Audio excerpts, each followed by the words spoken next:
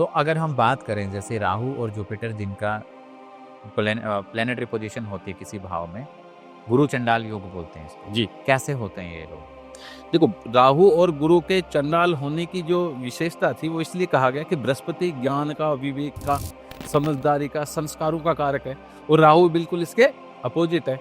ऐसा व्यक्ति संस्कार विहीन हो सकता है। ऐसा व्यक्ति ज्ञान और विवेक का जो गलत कार्यों के संदर्भ में, अपना उल्लू सीधा करने के संदर्भ में किसी को भी धोखा दे सकता है। ऐसी बातें हैं। इस कारण से इस कॉम्बिनेशन को हमने खराब माना। लेकिन यह योग मात्र कुंडली के अंदर छठे भाव में अगर हो तो इसका कुप्रभाव ज्यादा देखने में मिलता है।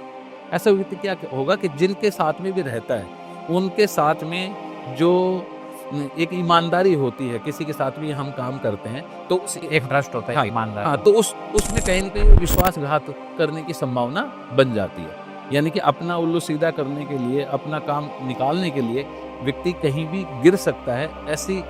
ये कारण है।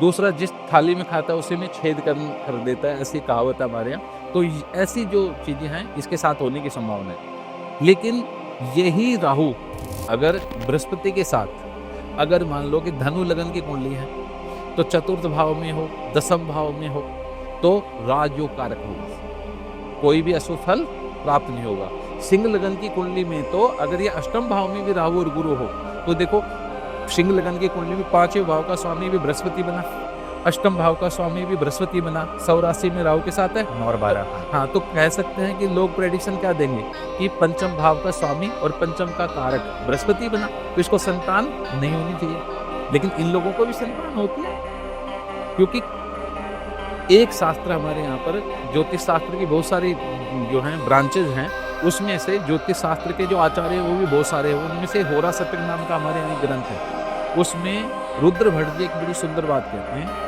कि यदि कोई भी ग्रह अपनी एक राशि को छोड़ करके दूसरी राशि से संबंध बना ले तो चाहे वह राशि अशुभ भाव में ही क्यों ना पड़ती हो, दूसरे भाव में पड़ने वाली राशि के भी शुभ फलों को अवश्य देगा।